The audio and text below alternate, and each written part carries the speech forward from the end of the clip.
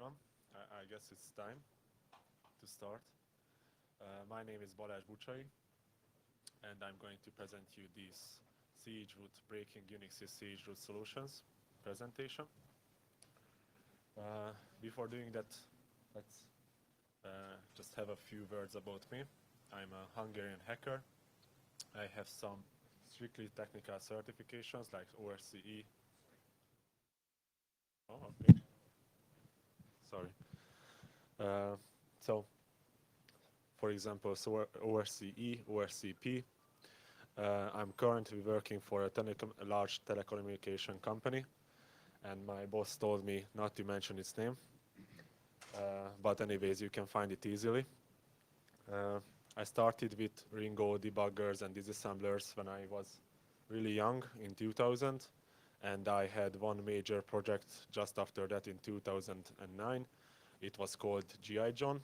Can I ask how many of you know this project, GI John? Raise your hands, please, if you know. Okay, 3 of you, and one of them is the uh, writer of John the Ripper. So I guess it's not the best. That's why I stopped. You can find my webpage on the slides. It's rikon.hu and my Twitter account. If you like my presentation, please just follow me. And there is my LinkedIn profile as well. A brief history on Chw00t. It was introduced in version 7 Unix in 1979. 3 years later, it was implemented in BSD, and the hardened version of the Chw00t was implemented in 2000 in FreeBSD. It is called Jail.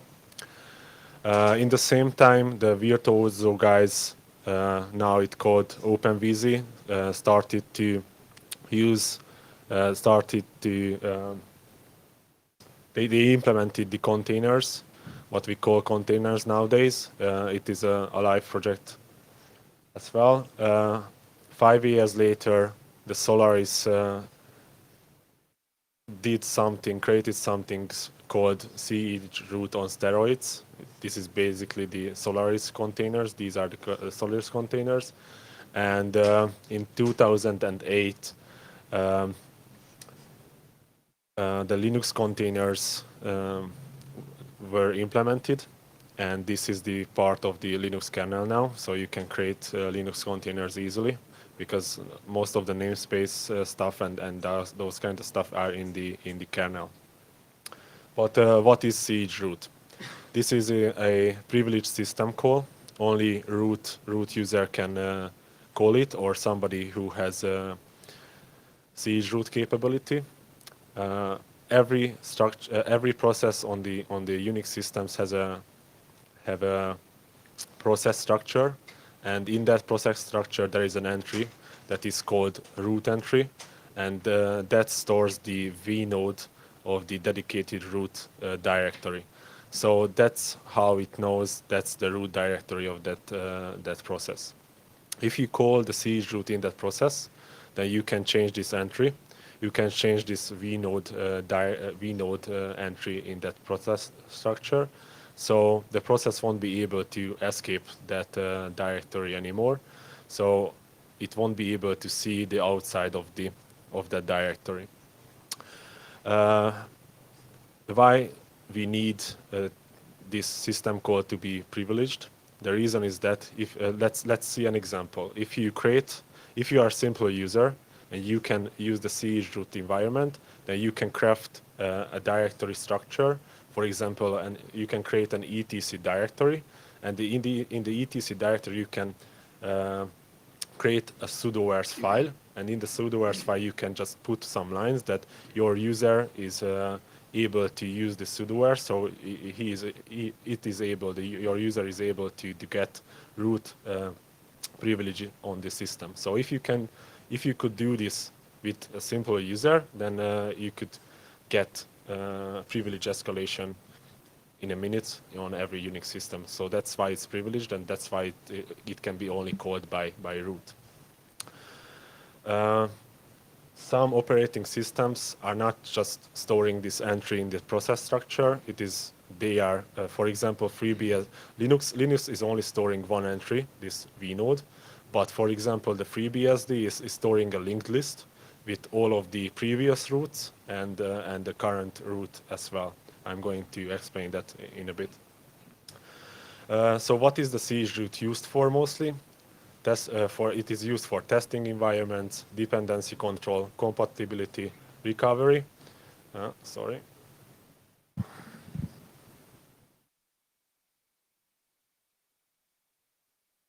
Yeah. So for example, if you broke your Linux system, then you cannot boot it. And if you just get a live CD and boot on the live CD, then later you can mount the original root partition, and you can just use the chroot system call on that partition, on the root partition. So you will be able to access all the files on your system, but you will be using a different kernel, the live CD kernel behind it.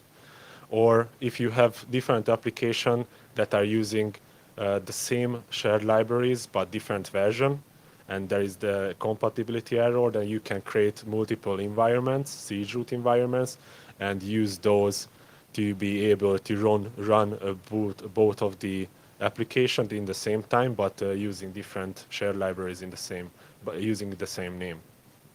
And it is used for privilege separation, which is sometimes not the best idea to use for.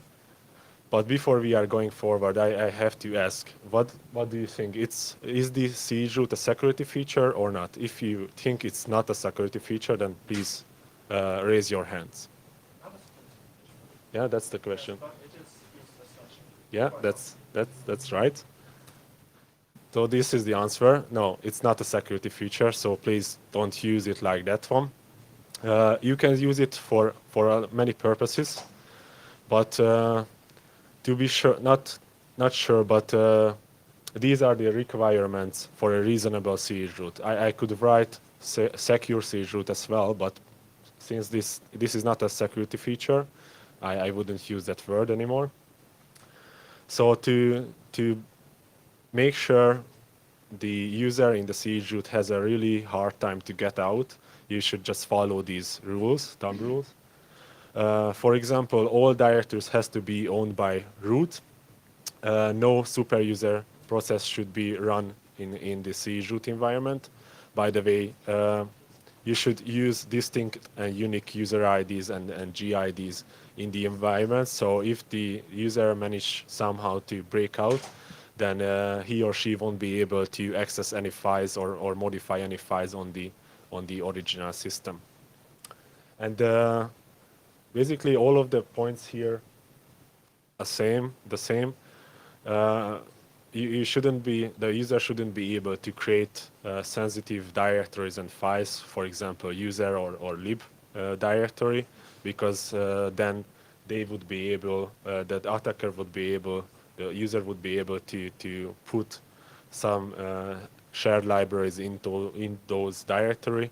And if you have set UID or set GID binaries in the Chroot, they would be able to load those malicious shared libraries, so it wouldn't be good for you, because they could get privilege escalation there. A few more requirements for reasonable Chroot. When you call the Chroot system call, before that, in your application, you should close all the file descriptors, because those file descriptors could be used to escape your Chroot environment. And what is not really important here, that Unix operating systems are not changing the current working directory before Chrooting or after Chrooting a directory. So you should use chdir system call before or after the Chroot system call as well. And if you are creating a Chroot environment, please don't mount the procfs into any directory, because it is really easy to get out if you have the procfs mounted in the Chroot environment. And in that case, you don't need files or directories in your siege root. Just use the var empty directory because that's the purpose of that directory. Sorry. There are two distinct scenarios where you can get access to a siege root environment. The first, when you have shell access to it. For example, you have a SSH account, and you can just SSH in it in a siege rooted environment, so you can execute commands, run binaries. The same scenario when you have a siege rooted Apache running with different modules, for example, mod CGI or mod PHP, and you somehow manage to run code in PHP, so you can access different commands on the server in the siege rooted environment, or you just found a vulnerable siege rooted application and you have a vulnerability in that, and you run an exploit against it, and you got a siege rooted shell. The other scenario, where you have SCP or FTP access to a siege rooted environment, but you cannot run any kind of commands or binaries in that because you only have FTP or SCP access. This presentation mostly will about the shell access part, but I'm going to show you some tricks for the file system access only as well. And most of the techniques are basically the same. This is the overview how these are working. First of all, you need to get root. Not all of the techniques are needing it, but most of it. If you have root, you need to get somehow a file descriptor outside of the siege root. With that, you can access the original file system, and just changing the directory back to the parent, so just cd ... you can access the original root and siege root into that, so you will get the original root basically, and you are escaped. But it's a really highly summarized what I just explained. Like I told you before, the Linux is only stores the vnode in an entry of the process structure in the process structure. But for example, the FreeBSD stores a linked list. So if you break out from one siege root to another, you won't be able to access the original root. But I'm going to show you that.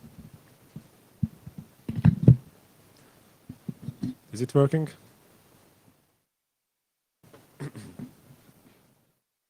So we have the original root here. Under the original root in the home directory, you can find the siege root environment here. If you call the siege root system call on this directory, then your process won't be able to access anything above the siege root directory. That's the main point of siege rooting. But you can do such a thing like siege rooting in that environment, or you have already access to that environment, and you are creating a secondary siege root inside that siege root environment. And if you manage to break out from this siege rooted environment on Linux, then you can access everything because you are above of the dedicated root of that siege root environment, for example here. But on FreeBSD, if you break out from this environment, you can only access this one because it stores the roots, the root entries in a linked list. So your process will be stopped here and not only here. So that's the main difference between the operating systems. Okay, I stay here because I have to show you other things. So the most trivial thing what you can do, of course, it's trivial in theory and not in practice, to just use a kernel exploit, because you don't need to have a user account for that, a root account for that, because that's the point of the kernel exploits, basically. Or if you have root, then you can insert a kernel module, and both ways you have access to the kernel space, so you can modify the process structure. You can just override the process dedicated root entry, so you are outside of the siege root. But I'm not going to talk about this in depth because it's another topic. The second thing here, what is really trivial in theory again, but it's hard to recognize if you have a Chroot environment, that if it wasn't done as a reasonable Chroot, like I told you before, then it's sometimes it's easy to break out. Let's see an example. If you have the etc directory writable for the user, then it is then the user can delete the passvd and the shadow file and replace it with its own, and that way he will be or she will be able to get root and again get access to the kernel space. Or if we have hard linked set UID or set GID binaries, then we can just replace the shared libraries under it. It will load it, and we can get command execution, code execution by these set UID and set GID binaries. And this is where the stuff starts, really. This is the oldest technique that is known. If you look for the Chroot escape techniques, you will find this one. It's really trivial. It's really elegant. You just create a directory, Chroot into that, change the directory back, and Chroot into that. But I'm going to show you here. So the scenario here, you have access to this environment here, and your process isn't able to access anything above, right? That's the main part of the Chroot. If you go to the current working directory will be the home directory. So if you write just cd home, that's making your current working directory to the home. And if you call the Chroot system call on the user3 directory, it won't change your current working directory again. Like I told you this before, that Unix system doesn't change the current working directory. That's why your new Chroot will be this one, but you are still outside of the Chroot environment, so you will be able to access everything. I hope that's clear. So you are just creating a secondary Chroot into that directory, but still you are out of that because it doesn't change the current working directory. So you will be able to access everything on the system. But like I said, on FreeBSD it's not working properly. You can only break out from this directory from this directory because it's using a linked list. So this is the original root, this is the first Chroot root, and this is the second Chroot. So if you break out from this one, you just get back to this one because it's a linked list and it's checking backwards the roots, and it will stop the user here, the process. Okay, this technique, the second technique, the classic technique with the file descriptor saving, it's based on the first one. But for example, GR security, that famous patch is changing the current working directory. So if you chgrooting into that directory, it will just call the chdir directory on this one. So you won't be outside anymore. So you won't be able to break out. And this technique is not working on GR security, so don't misunderstand me. It was just an example. But before, if you are chgrooting that directory, and before of that you are saving the file descriptor of that directory, then after you can use the file descriptor of the home, for example. You are saving the file descriptor of this. You will be able to use this file descriptor because it's in the memory, so you can access it, and just change the directory to that with the fchdir command. It's pretty easy. And that way you will be outside of the Chroot again, so you will be able to access everything above. The third technique, it's really interesting. It's about Unix domain sockets. These are really familiar with the internet sockets related to them, but here no network device is involved. So you don't have to have an Ethernet card or anything else or an IP address, because it's done by the kernel only. So it's like a normal socket. You can create a socket, and from the other side you can open that socket, and you can pass through data in both directions. And the best thing about this, you can pass different kind of structures as well. So, uh, and one more thing before I'm showing you how it is done. There is there is one thing. Well, there is one thing. It is called abstract Unix domain socket. It is supported by the Linux only, as I found out, and that way you can create these kind of Unix domain sockets without accessing the file system. So you don't have to put a socket file on the file system, and there is no permissions involved. So with the abstract UDSs, you can just create a socket and open it from any process without permission denied or any other problem.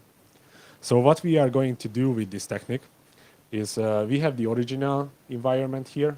We have the Chroot environment where our user is logged in, and we want to break out, right? So we are just executing a command, a binary, that will do just a fork. So it will just fork. It is going to have two separate processes, right?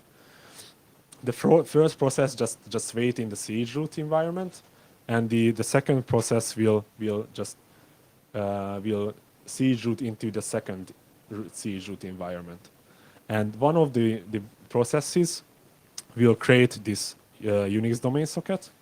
The other one just connect to it, and that way the outside Chroot environment will be able, for example, to pass over the file descriptor of the home to the inside Chroot, and that way, by opening from the Chroot2 environment the home file descriptor, that process that is logged in the Chroot2 environment will be able to access this directory, and because of this, because of that home directory is outside of the Chroot2 directory, as you can see it here, it will be able to access everything.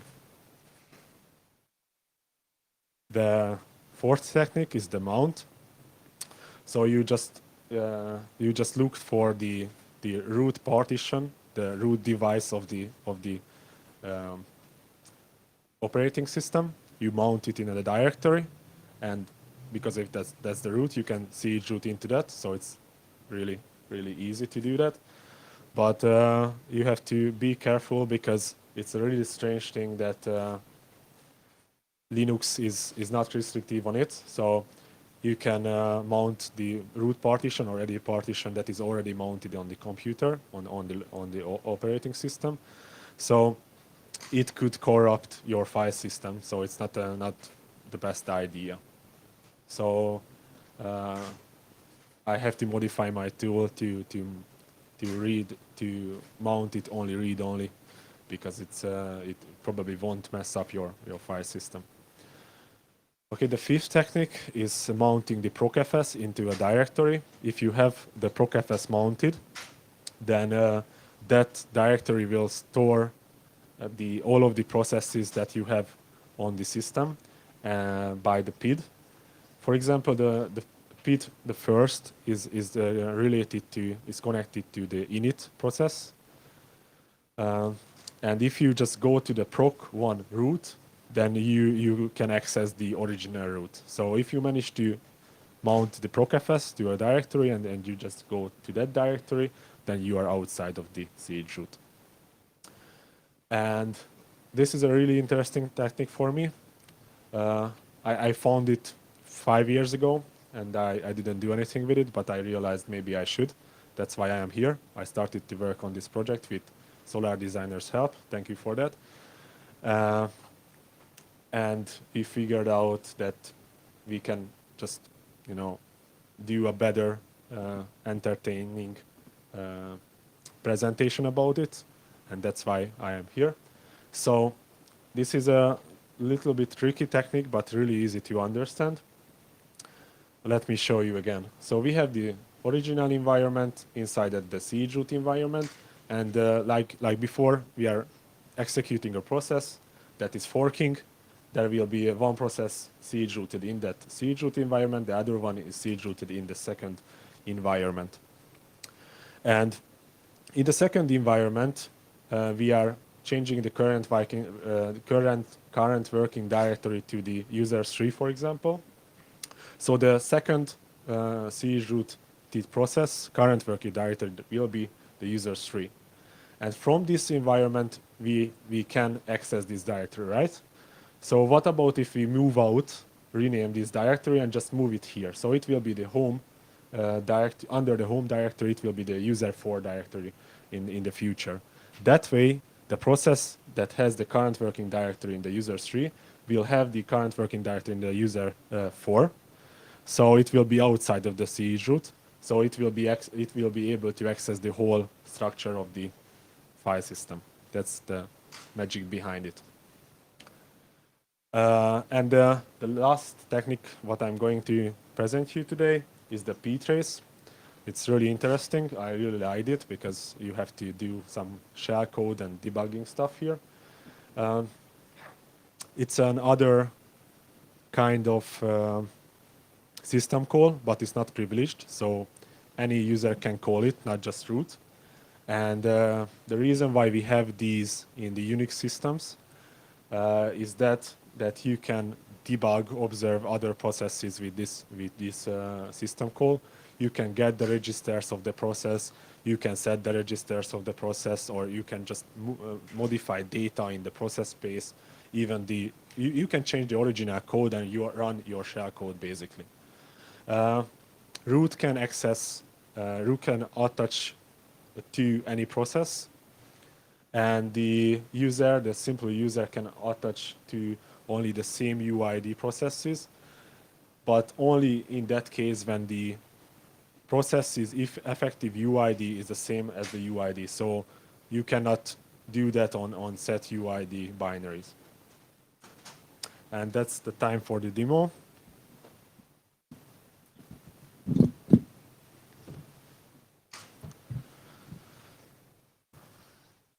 So I have 4 boxes here. One is Kali Linux.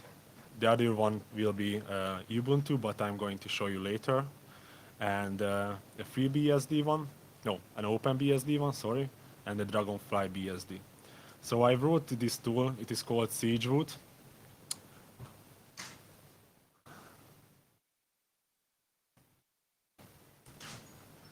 It has different kind of methods already implemented, and I have a Chw00t environment just here in the home Chw00t test env, and I have different kind of files, but if I use the Chroot.dot, I created my Chw00t environment. I put the ls binary inside of it, so I can list the files. And if I check the slash, as you can see, the root changed to this environment, so I cannot leave it, not by trying to list the parent of it, because that's the root. So the process will be stopped at that root. And I'm trying to get out of that, so I just call my tool. This is the Chw00t, and I try to use the classic technique. It's the 0 one, the O one, and I have to specify the technique and the directory for it. Let's call it A, and I just push enter, and as you can see, I'm outside of the directory. I already explained this trivial technique to escape the. That was the first technique what I explained. So I am outside. No, because I left the shell. I'm back to the Chw00t environment. So as you can see, I cannot leave it again. But if I just try this the other technique, for example, the Unix domain sockets, I had to specify the directory again. Let's try another one. It's forking. As you can see, it's doing a lot of stuff, sending the file descriptor to the Unix domain socket, and as you can see, I'm outside again. Okay, that was the first demo. The second demo will be shown about the OpenBSD. I'm going to cheat a little bit. So I'm logged in with root on this FreeBSD box. I go into the Chw00t environment that I created before. So you can see I don't have too much stuff here. And here I'm just, so right now I'm root. as you can see. And I have this tool that makes me UID 80. It doesn't really matter what's the UID, you know. What it matters that I'm not root anymore. And I'm going to call this process. It will run outside of the siege root. That's the main point with the UID 80. It is not doing anything. It's just printing out the PID of the process and sleeping for 1 second. So it's not doing anything. And yeah. On the other shell, I'm going to use the siege root command. And now I am logged in that siege root, so I cannot leave it. And if I use this siege root tool again, then I can present you the method 7. It is the ptrace for 64-bit binaries. I have to specify a port. It will be 4444 and the PID. So normal circumstances, you just look for a PID, you just brute force it or anything else, and try to attach to that process. But because of the demo, I started one in the back, but it won't work. First, I have to lower my UID as well. Sorry. So I'm UID 80 again. So it's the same UID, and I'm not using the root privilege. And I have to type or guess the PID here. Okay. Looks like it works. So what happened in the back? As you can see, it's stopped. So it's not doing anything. I attached to that process. I modified the code. I replaced the original code with my shell code. It is looking for an input, and that's PhDs 15. And now I can type anything. So there is a shell listening on the port 4444. As you can see, if I list the slash, the root, then I can access everything. This is the original root. So that was the demo for the OpenBSD. Okay, I logged off. Yeah. And let's try the Dragonfly BSD. I logged in. There is a siege root directory in the root. I use siege root here as well. And if I try to leave the directory, I'm not able to do that. But still, I have the siege root binary here. And if I use, for example, the move out of siege root technique, and I specify the directory, the nested directory, and the temp directory, then it is doing something, but it's not answering anymore. And if we go back and look for this one, as you can see, it resulted in kernel panic. So on Dragonfly BSD, it is not working properly. In really weird circumstances, you can break the whole operating system with even by a simple user. So you don't need to be root, but it's a really strange way to do it. Yeah. So it resulted in denial of service. Back to the presentation. Here are the results. Every technique is working on Linux. I mean Debian and Kali Linux. The Ubuntu is an exception. The ptrace is working with root privileges, but it's not really working with the simple users, because in Ubuntu there is a restriction that says you can only attach to a process if it's your child process. So that won't work in our case. On Dragonfly BSD, the classic, the domain sockets, Unix domain sockets, and the move out of siege root technique results in denial of service. On FreeBSD, because of the linked list that I explained to you several times, The Unix domain sockets and the move out of chroot technique is partially working. If you have some kind of help from the outside, from the real root, then you can break out, but it's not really a real scenario. And the ptrace is working properly, even with simple users. NetBSD is the best or the worst one. Decide on it. And it's not working. So any of the techniques isn't working on it. Maybe the new ones, what I'm trying to implement. And OpenBSD, that was the biggest surprise for me. Like I said, it's not a security feature, so we are not talking about security vulnerabilities, so it doesn't count really for OpenBSD, but still the move out of chroot and the ptrace is working, and the Unix domain sockets are working partially only, like in FreeBSD case. Yeah, and that's basically the case. The ptrace is only implemented in a strange way on Solaris and Mac OS X, so I couldn't test it. And yeah, the mount is only working on Linux. That is strange again. Then other table what we have here is the difference between the FreeBSD chroot and FreeBSD jail. The only difference is the ptrace. The ptrace is working on chroot, but it's not working in a jail because it's more restrictive. That's a good news, I guess. So I have this tool, and I'm willing to release it. So please raise your hands if you want to have it on the internet. Okay, that's really good, even better than I thought. Thank you. So after the session, when I have a little time, and I think I will in 1 hour, then I'm going to release it. But like I said, in the beginning of the presentation, I told you in the beginning of the presentation, there are two distinct scenarios. One is when you have the shell access, and the other one when you only have the file system access.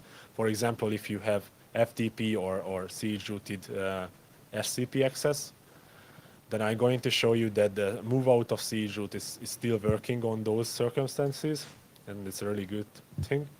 And I don't really have time to talk about these, but these are really interesting issues. If you have a misconfigured FTP server on something similar, then in special cases you can upload malicious files, and you can create sensitive directories that will be used by the FTP server. For example, in a mixed configured FTP server, you can create the lib directory. You can put your shared libraries, malicious shared libraries, into that directory, and in really weird cases, it will load from the chroot environment. So basically, you can run your code on the FTP server on the fly when you are accessing the FTP server. But like I said, it's a really strange scenario, so it's not easy to have it. But I saw, and we saw different ways when it was done. For example, King Cope wrote an exploit. I think it was against the libc, and he managed to upload a malicious file into an FTP server, call a command on the FTP server, and that malicious file was parsed by the FTP server, and that way he managed to exploit that vulnerability. And one more thing, these slides, this slide is not really clear, so if you have any questions regarding this, just please come to me. With the Linux containers, you can create privileged containers. That way you give a lots of resources that container. Even you can create nested containers in that container.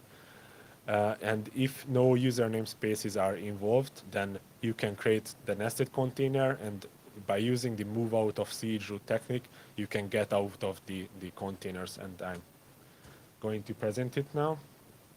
So I'm going back to the Kali Linux, SSHing to the Ubuntu box.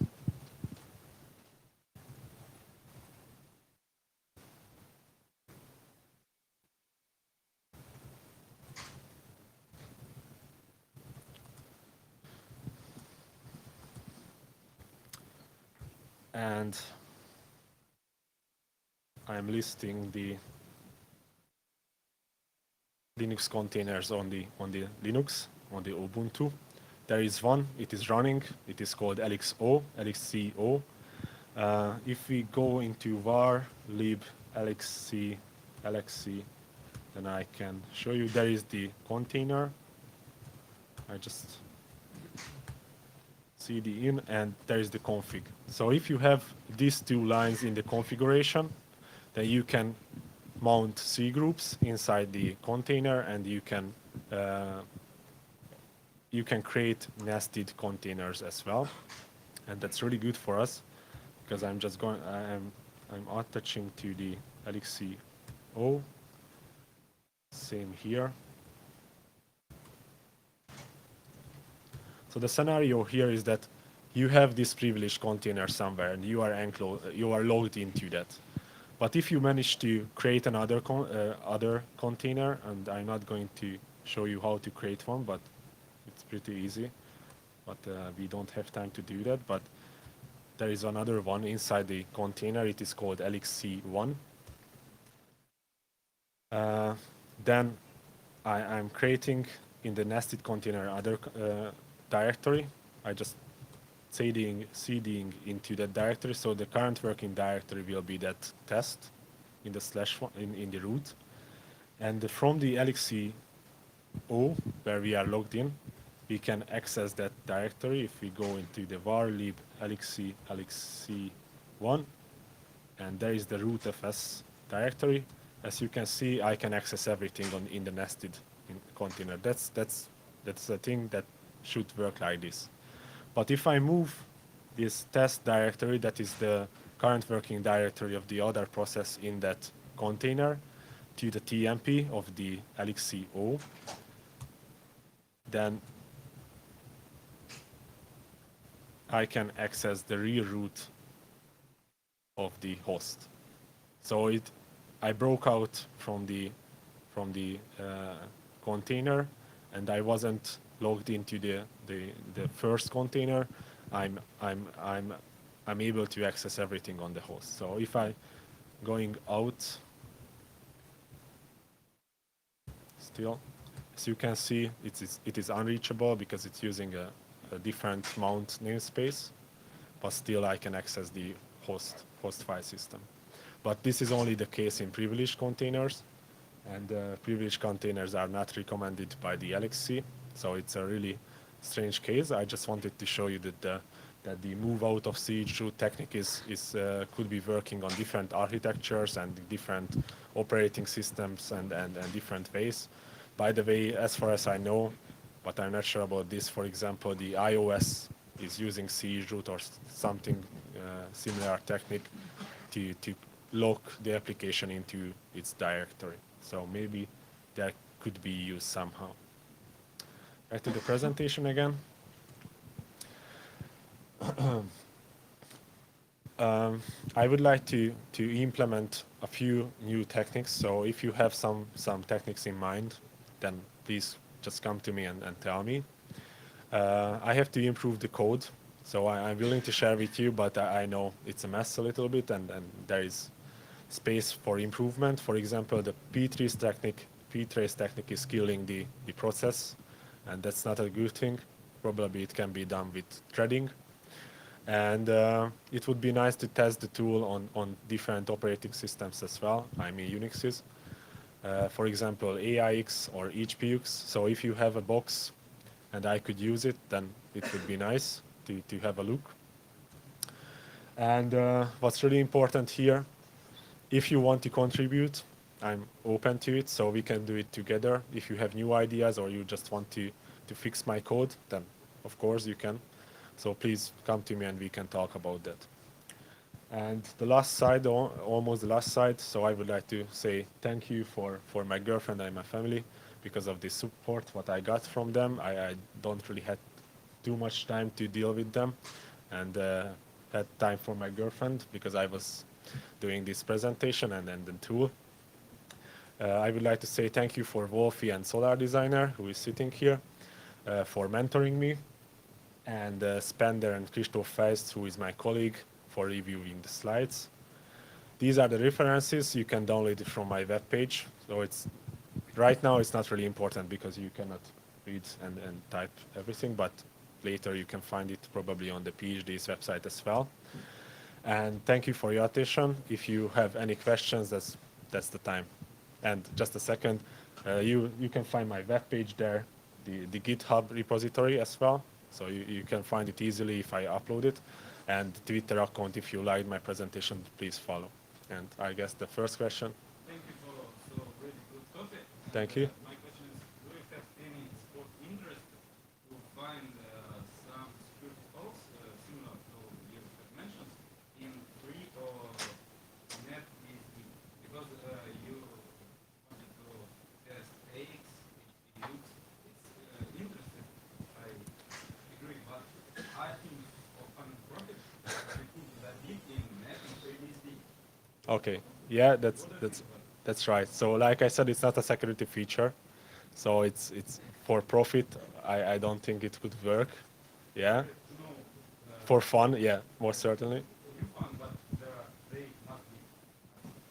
Okay, and yeah, we just talked about with Solar Designer about this, that we should do some research on NetBSD because it's an interesting topic, like you said. So yeah. So Net BSD one really, didn't know that. I think it's really good and Yeah, sure. I don't really use. find something in greater than Yeah. Okay. Any other questions, maybe? Oh, sorry. Do I have any progress on Chw00t breaking methods or? Yeah, ptrace. Oh, sorry, I didn't get the question. No, I have no access to any kind of other architecture. So maybe my mobile phone, but I it's not the best way to do. So no, if you have architectures that I could use, then I'm happy to do some shell coding and that kind of stuff. So yeah. And by the way, yeah, never mind. So I will work on that as well. I used virtual machines for all of the operating systems, so it's basically the same architecture because it's using x64 or x86. Yeah. So for the ptrace, the tool what I implemented is only working on Linux right now. Like I showed you, in some cases it's working on different operating system, for example OpenBSD, but I had to port it, so that code is more awful and I'm not willing to release that, so I have to port the original tool to different operating systems as well before releasing that feature. And right now it's only supporting the 32 and 64 bits Linuxes.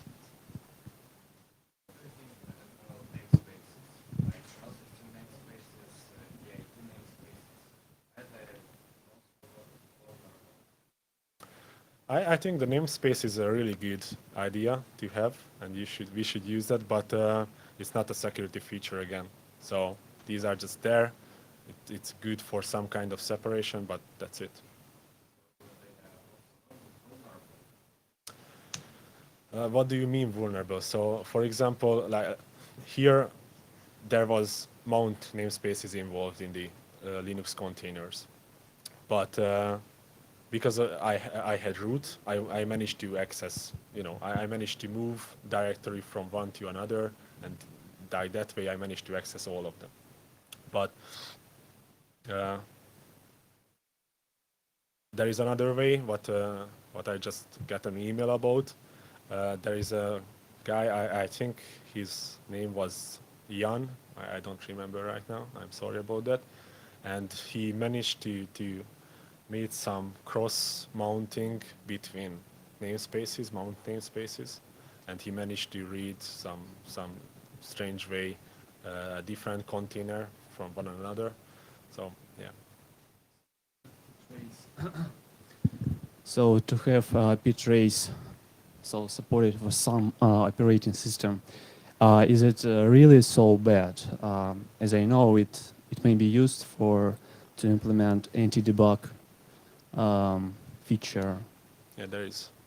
So, and from your point of view, is it From my, really? It's a really gap. Is it real gap?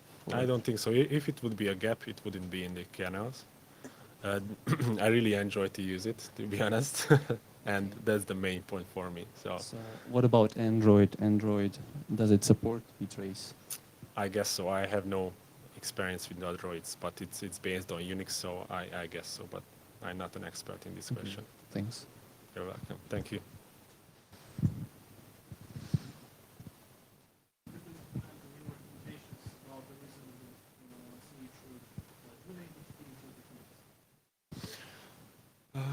Let's go back to them. If you keep most of those, then it's really tricky to break out. I don't really know how to break out them. So for example, if you keep the first point, you cannot move out any directories because you don't have the privilege.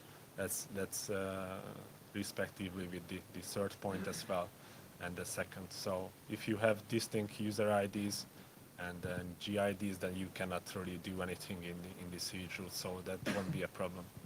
Oh, and I'm sorry, do we have time? Because I forget to show you another demo for 4 minutes. Okay, this is okay, and I guess I cannot show you that. That was about some FTP stuff, but maybe after the presentation. I'm really sorry I forgot to show you that. So thank you for your questions and the attention.